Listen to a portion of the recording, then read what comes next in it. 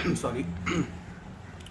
पेश है मुंशी प्रेमचंद का एक और अफसाना, बेगरज मोहसिन। यह अफसाना पहली बार रिसाला अदीब में सितंबर 1910 में छपा था। ये प्रेमचंद की इब्तदाई दौर की कहानियों में से एक है। सावन का महीना था। रेवती रानी ने पाँव में मेहंदी रचाई, मांग चोटी सवारी और तब अपनी बूढ़ी सास से जाकर बोली, अम्मा जी आज मैं मेला देखने जाऊंगी। रेवती पंडित चिंतामन की बीवी थी। पंडित जी ने सरस्वती की पूजा में ज़्यादा नफ़ा ना देख लक्ष्मी देवी की मुजावरी करनी शुरू की थी। लेन देन का कारोबार करते थे, मगर और महाजनों के खिलाफ ख़ास हालतों के सिवा 25% से ज़्यादा सूद लेना मुनासिब ना समझते थे। रेवती की सास एक बच्चे को गोद में लिए खटोले पर बैठी थी। बहू की बात सुनकर बोली, भीग जाओगी तो बच्चे को जुकाम हो जाएगा। रेवती, नहीं अम्मा, मुझे देर न लगेगी, अभी चली आऊँगी। रेवती के 2 बच्चे थे, एक लड़का दूसरी लड़की। लड़की अभी गोद में थी और लड़का हीरामन 7वें साल में था। रेवती ने उसे अच्छे अच्छे कपड़े पहनाए, नज़रें बद से बचाने के लिए माथे और गालों पर काजल के टीके लगा दिए, गुड़ियाँ पीटने के लिए एक खुश रंग छड़ी दे दी और अपनी हमजोलियों के साथ मेला देखने चली। कीरत सागर के किनारे औरतों का बड़ा झमघट लगा था। नीलगू घटाएं छाई थीं। औरतें 16 श्रृंगार किए सागर के पुरफिजा मैदान में सावन की रिमझिम बरखा की रुत लूट रही थी। शाखों में झूले पड़े थे, कोई झूला झूलती, कोई सागर के किनारे बैठी लहरों से खेलती। ठंडी ठंडी खुशगवार हवा, पानी की हल्की फुहार, पहाड़ियों की निखरी हुई हरियावल, लहरों के दिलफरेब झटकोले मौसम को तौबा शिकन बनाए हुए थे। आज गुड़ियों की विदाई है। गुड़िया अपनी ससुराल जाएगी। कुंवारी लड़कियां अपने हाथ में मेहंदी रचाएंगी। गुड़ियों को गहने कपड़े से सजाए उन्हें विदा करने आई हैं। उन्हें पानी में बहाती हैं और चहक चहक कर सावन के गीत गाती हैं, मगर दामने आफियत से निकलते ही उन नाजो नेमत में पली हुई गुड़ियों पर चारों तरफ से छड़ियों और लकड़ियों की बौछार होने लगती है।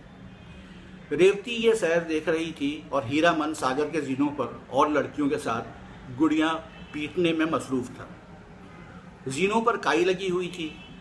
दफतन उसका पाँव फिसला तो पानी में जा पड़ा। रेवती चीख मारकर दौड़ी और सर पीटने लगी। दम के दम में वहाँ मर्दों और औरतों का हुजूम हो गया, मगर किसी की इंसानियत तकाजा न करती थी कि पानी में जाकर मुमकिन हो तो बच्चे की जान बचाए।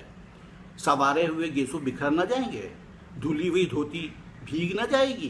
कितने ही मर्दों के दिल में ये मर्दाना ख्याल आ रहे थे। 10 मिनट गुजर गए, मगर कोई कमर हिम्मत बांधता नजर न आया। गरीब रेवती पछाड़े खा रही थी। नागाह एक आदमी अपने घोड़े पर सवार चला जाता था। ये अज़दहाम देखकर उतर पड़ा और एक तमाशाई से पूछा, ये कैसी भीड़ है? तमाशाई ने जवाब दिया, एक लड़का डूब गया है। मुसाफिर कहाँ?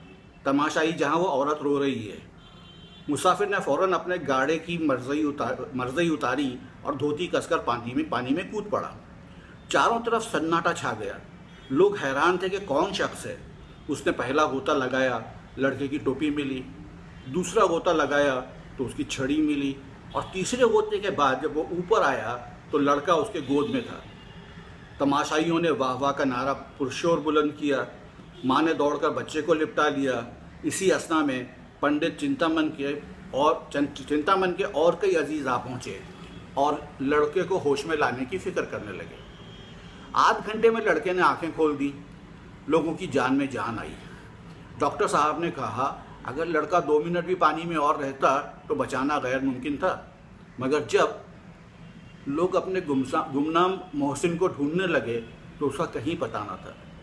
चारों तरफ आदमी दौड़ाए, सारा मेला छान मारा, मगर नजर न आया। 20 साल गुजर गए।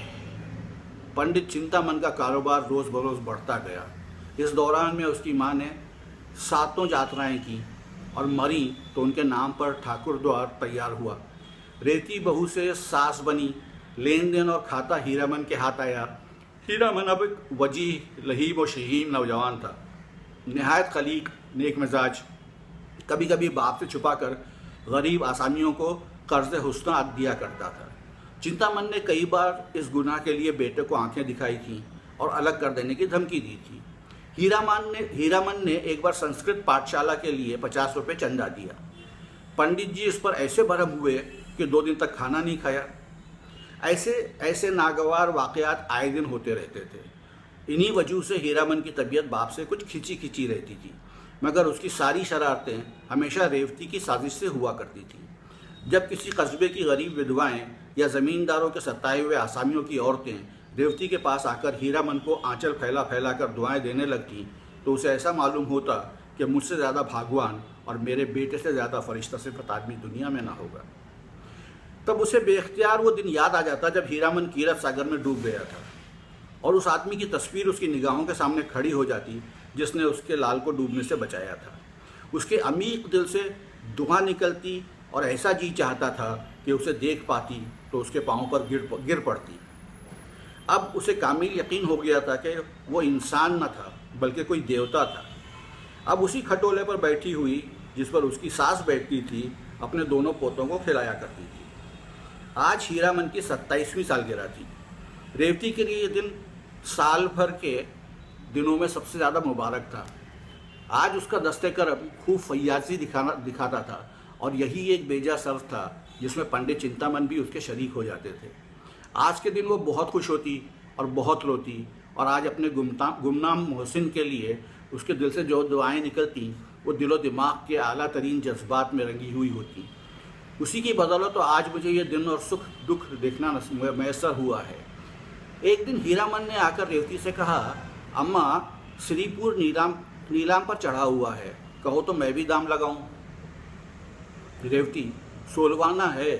हीरामन, सोलवाना अच्छा गांव है, ना बड़ा ना छोटा, यहाँ से 10 कोस है, 20,000 तक बोली बढ़ चुकी है, 100-200 में ख़त्म हो जाएगा। रेवती, अपने दादा से तो पूछो। हीरामन, अब उनके साथ 2 घंटे तक सरबगज़न करने की किसे फुर्सत है। हीरामन अब घर का मुख्तार कुल हो गया था और चिंतामन की एक न चलने पाती थी। वो गरीब अब ऐनक लगाए एक गद्दे पर बैठे अपना वक्त खांसने में बिताया करते थे। दूसरे दिन हीरामन के नाम पर श्रीपुर ख़त्म हो गया। महाजन से ज़मींदार हुए, अपने मुनीम और 2 चपरासियों को लेकर गांव की सैर करने को चले। श्रीपुर वालों को खबर हुई नए ज़मींदार की पहली आमद थी। घर घर नजराने देने की तैयारियां होने लगी। 5वें दिन शाम के वक्त हीरामन गांव में दाखिल हुए।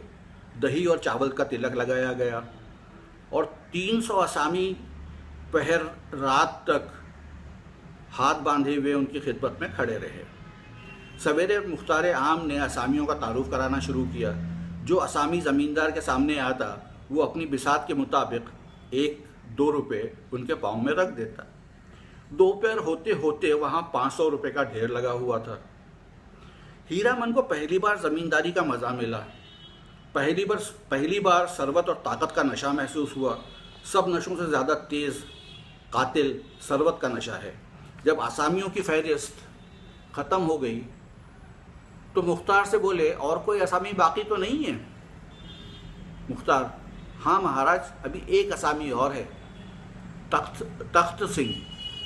हीरामन, वो क्यों नहीं आया? मुख्तार, ज़रा मस्त है। हीरामन, मैं उसकी मस्ती उतार दूंगा, ज़रा उसे कोई बुला लाए। थोड़ी देर में एक बूढ़ा आदमी लाठी टेकता आया और दंडवत करके ज़मीन पर बैठ गया। ना नजराना ना न्याज। उसकी ये गुस्ताखी देखकर हीरामन को बुखार चढ़ाया। कड़क कर बोले, अभी किसी ज़मींदार से पाला नहीं पड़ा है, एक एक की हेकड़ी भुला दूंगा। तख्त सिंह ने हीरामन की तरफ गौर से देखकर जवाब दिया, मेरे सामने 20 ज़मींदार आए और चले गए, मगर अभी तक किसी ने इस तरह की घुड़की नहीं दी। ये कहकर उसने लाठी उठाई और अपने घर चला आया। बूढ़ी ठकुराइन ने पूछा, देखा ज़मींदार को, कैसे आदमी है? तख्त सिंह, अच्छे आदमी हैं, मैं उन्हें पहचान गया। ठकुराइन, क्या तुमसे पहले की मुलाकात है? तख्त सिंह, मेरी उनकी 20 बरस की जान पहचान है। गुड़ियों के मेले वाली बात याद है ना? उस दिन से तख्त सिंह फिर हीरामन के पास ना आया। 6 महीने के बाद रेवती को भी श्रीपुर देखने का शौक हुआ और वो उसके बहू और बच्चे सब श्रीपुर आए। गांव की सब औरतें उनसे मिलने आईं, उनमें बूढ़ी ठकुराइन भी थी। उसकी बातचीत, सलीका और तमीज़ देखकर रेवती दंग रह गई। जब वो चलने लगी तो रेवती ने कहा, ठकुराइन कभी कभी आया करो ना, तुमसे मिलकर तबीयत बहुत खुश हुई। इस तरह दोनों औरतों में रफ्ता रफ्ता मेल हो गया। यहाँ तो ये कैफियत थी और हीरामन अपने मुख्तार आम के मुगालते में आकर तख्त सिंह को बेदखल करने की बंदिशें सोच रहा था। जेठ की पूरनमाशी आई, हीरामन की सालगिरह की तैयारियां होने लगी। रेवती छलनी में मैदा छान रही थी कि बूढ़ी ठकुराइन आई। रेवती ने मुस्कुरा कर कहा, ठकुराइन हमारे यहाँ कल तुम्हारा न्योता है। ठकुराइन तुम्हारा न्योता सर आँखों पर, कौन सी बरसगांठ है? रेवती 29वीं। ठकुराइन नारायण करे अभी ऐसे ऐसे 100 दिन और तुम्हें देखने नसीब हो। रेवती ठकुराइन तुम्हारी ज़बान मुबारक हो, बड़े बड़े जंतर मंतर किए तब तुम लोगों की दुआ से ये दिन देखना नसीब हुआ है। ये 7वें ही साल में थे कि इनकी जान के लाले पड़ गए। गुड़ियों का मेला देखने गई थी, ये पानी में गिर पड़े। बारे एक महात्मा ने इनकी जान बचाई। इनकी जान उन्हीं की दी हुई है। बहुत तलाश कराया, उनका पता ना चला। हर बरसगांठ पर उनके नाम से 100 रुपये निकाल रखती हूँ। 2000 से कुछ ऊपर हो गया है। बच्चे की नीयत है कि उनके नाम से श्रीपुर में एक मंदिर बनवा दें। सच मानो ठकुराइन, एक बार उनके दर्शन हो जाते तो ज़िंदगी सफल हो जाती। जी की हवस निकाल लेते। रेवती जब खामोश हुई तो ठकुराइन उनकी आंखों से आंसू जारी थे। दूसरे दिन एक तरफ हीरामन की सालगिरह का जश्न था और दूसरी तरफ तख्त सिंह के खेत नीलाम हो रहे थे। ठकुराइन बोली, मैं रेवती रानी के पास जाकर दुहाई मचाती हूँ।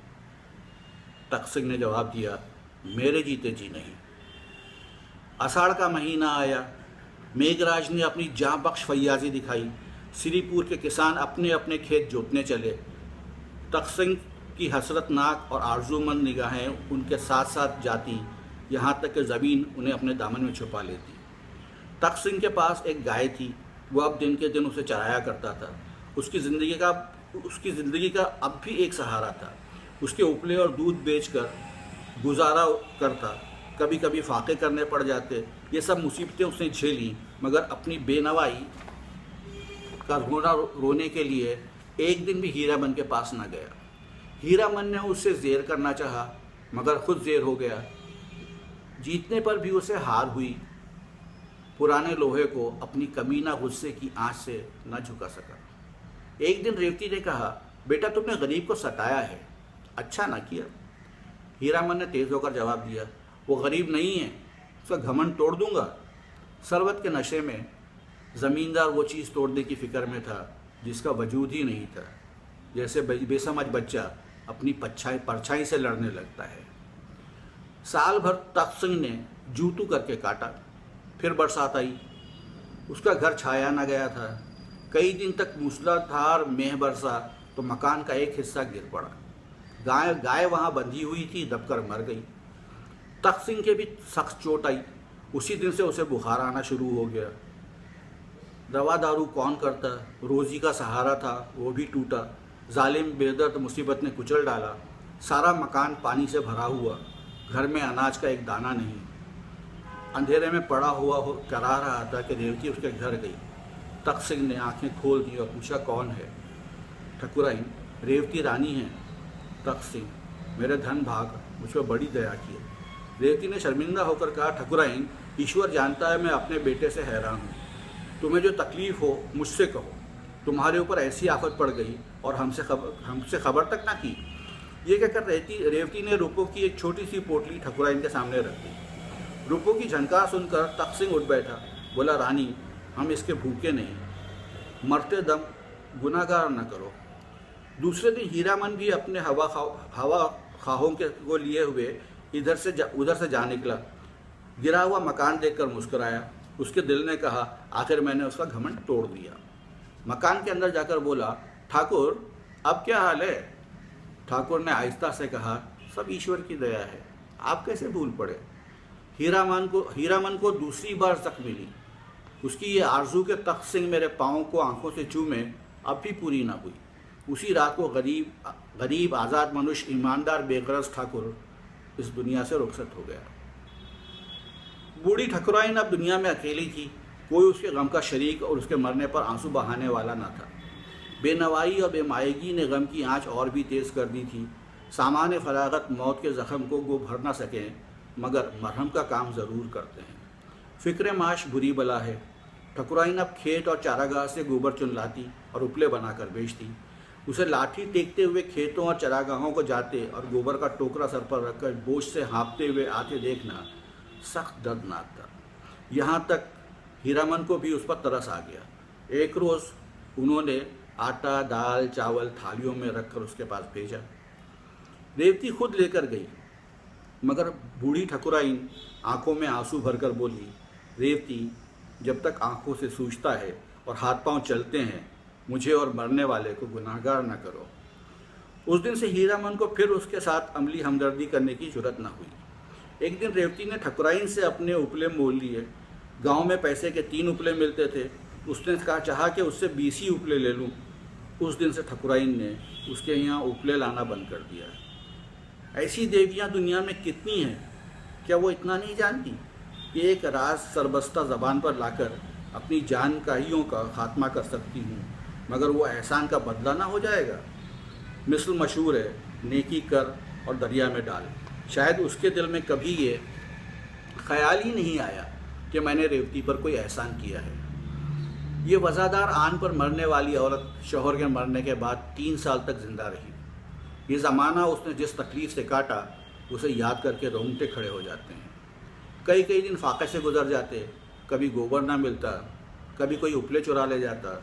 ईश्वर की मर्ज़ी, किसी का घर भरा हुआ है, खाने वाले नहीं हैं, कोई यूँ रो कर ज़िंदगी काटता है। बुढ़िया ने ये सब दुख झेला, मगर किसी के सामने हाथ नहीं फैलाया। हीरामन की 30वीं सालगिरह आई। ढोल की आवाज़ सुनाई देने लगी। एक तरफ घी की पूरियाँ पक रही थीं, दूसरी तरफ तेल की घी की मोटे मगज़ ब्राह्मणों के लिए, तेल की गरीब फाकाकश नीचों के लिए।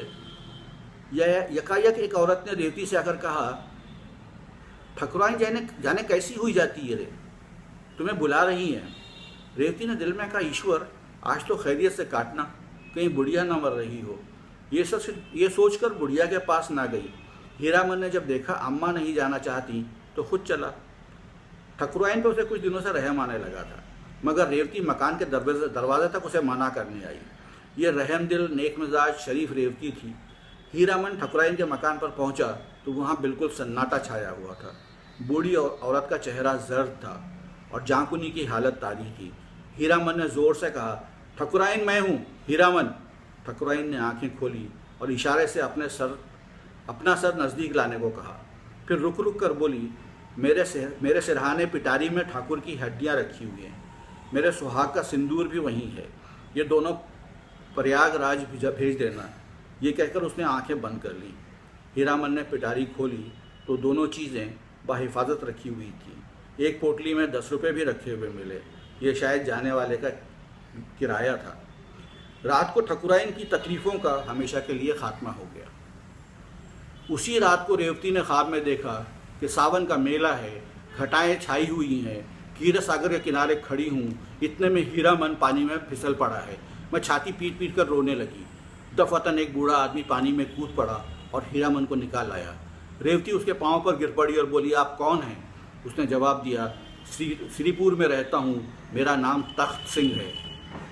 श्रीपुर अब भी हीरामन के कब्ज़े में है, मगर उसकी रौनक दोचंद हो गई है। वहाँ जाओ तो दूर से शिवालय का सुनहरी कलश दिखाई देने लगता है। जिस जगह तख्त सिंह का मकान था, वहाँ ये शिवाला बना हुआ है। उसके सामने एक पुख्ता कुआं और एक पुख्ता धर्मशाला है। मुसाफिर यहाँ ठहरते हैं और तख्त सिंह का गुण गाते हैं। ये शिवाला और धर्मशाला दोनों उसके नाम से मशहूर हैं।